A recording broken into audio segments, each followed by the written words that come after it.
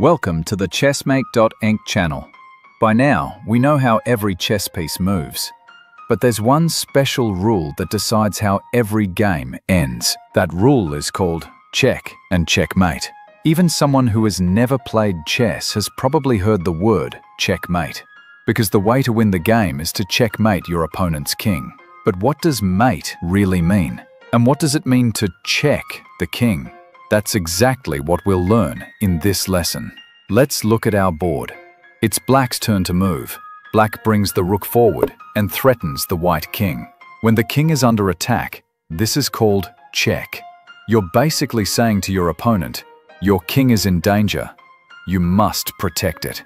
When a player is in check, there are three possible ways to respond.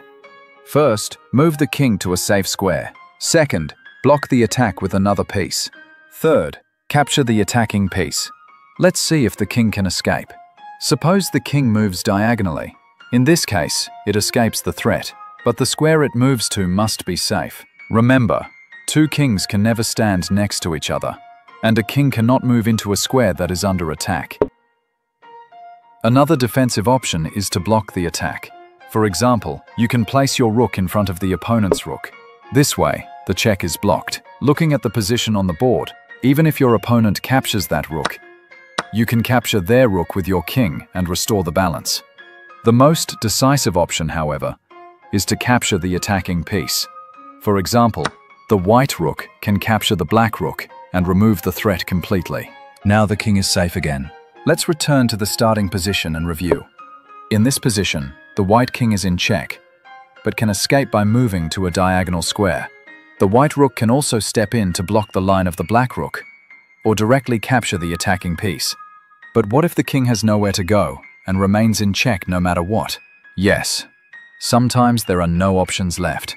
The king has no safe square, there's no piece to block with, and the attacking piece cannot be captured. In that case, the game is over, and we call it checkmate.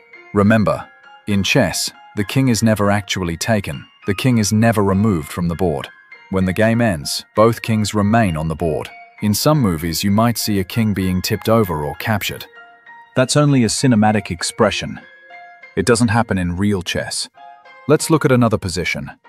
It's black's move again. Black brings the rook forward and gives a check. When your king is in check, you have the same three options we talked about.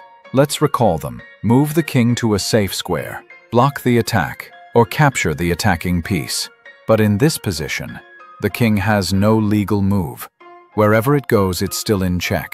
There's no piece to block with, and the attacking piece cannot be captured.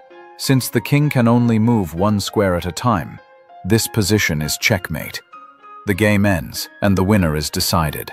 So, we've now learned the most important rule in chess. Checkmate marks the end of the game. It's time to start a new one. True mastery in chess isn't just about delivering checkmate. It's about learning how not to be checkmated. Knowing this helps you improve much faster.